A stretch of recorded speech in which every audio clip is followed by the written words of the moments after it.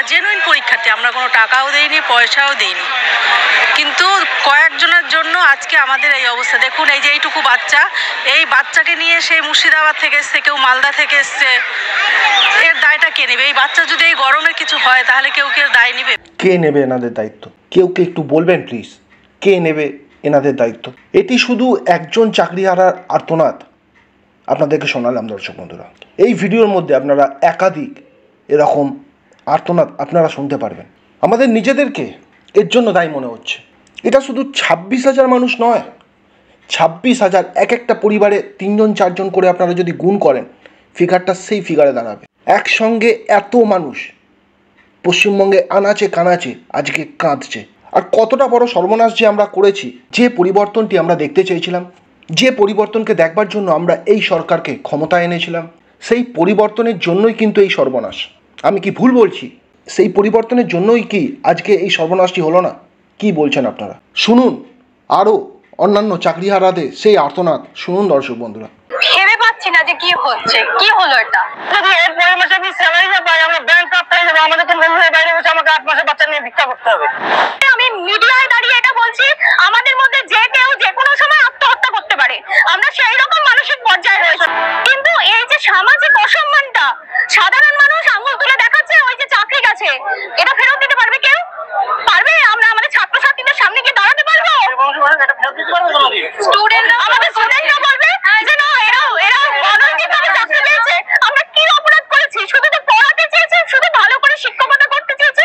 এটা অপরাধ যে 2016 SLST তে আমরা চাকরি পেয়েছি। কি করব বলুন? আমার একটা মেয়ে আছে, সেও অসুস্থ, সেই সাথে আমি একটা লোন নিয়েছি, আমি কি করব? বলতে পারবেন দর্শক বন্ধুরা সত্যিকারে এনারা কি করবে? কি অপরাধ ছিল এনাদের?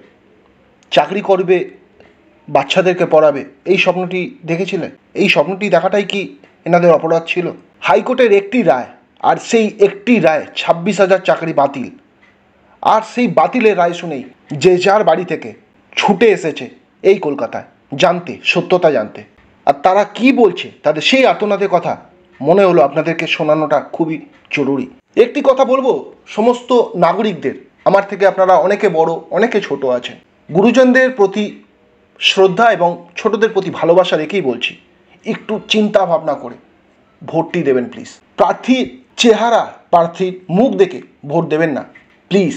কাকে দেখতে সুন্দর, কাকে দেখতে কুৎসিত, এই ভেবে ভোট দেবেন না প্লিজ। কতটা উপযুক্ত সেই প্রার্থী, কতটা কাজ করতে পারবে সাধারণ মানুষের মঙ্গলার্থে, এইটা ভেবে ভোট দিন। এই পরিবর্তনটাই কি আমরা আনতে চেয়েছিলাম? আজকে বুকে হাত রেখে বলুন তো, সরকার, যেই সরকারকে আমরা এনেছিলাম, সেই সরকার এই অপদার্থতার জন্য কি একটুকু দায়ী নয়? সরকার তো পারলেই স্কুল সার্ভিস কমিশনকে বলে দিতে পারে যে কারা যোগ্য কারা অযোগ্য, সেই তালিকাটা প্রকাশ করে দিতে পর্ষদের ওয়েবসাইটে। পারে না? অবশ্যই পারে।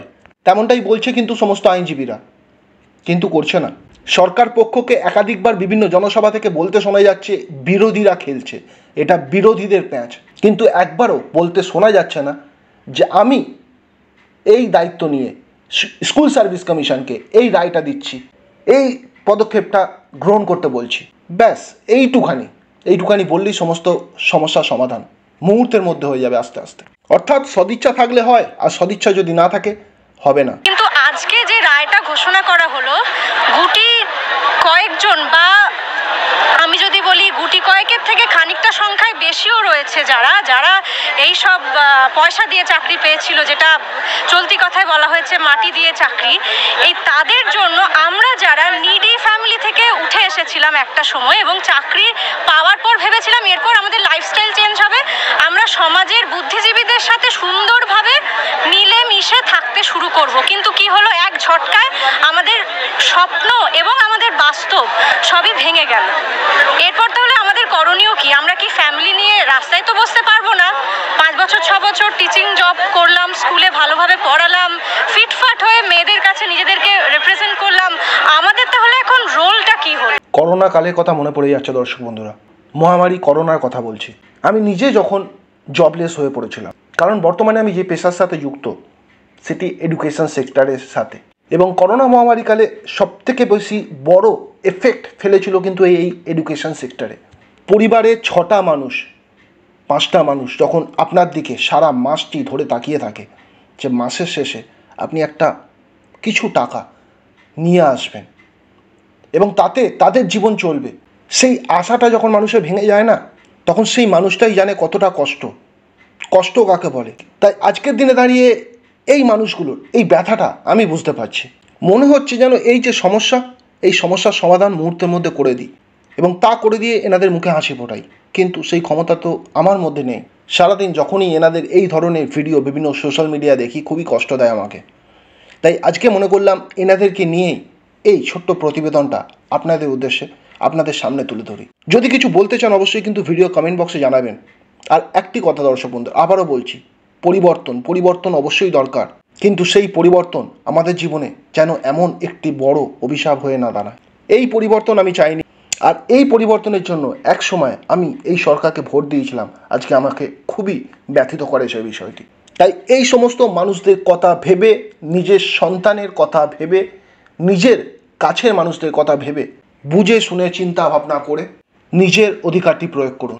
এতটুকুই বলবার ছিল এই প্রতিবেদনে। কোনোদিন এত খাটিনি এই পরীক্ষার জন্য যা খেটেছিল, বলতে লজ্জা করে যে আমি টিচার।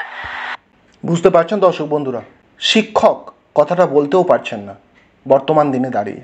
এই চাকরি পাওয়ার পথটি মোটেই কিন্তু সুগম ছিল না এই মানুষগুলোর জন্য।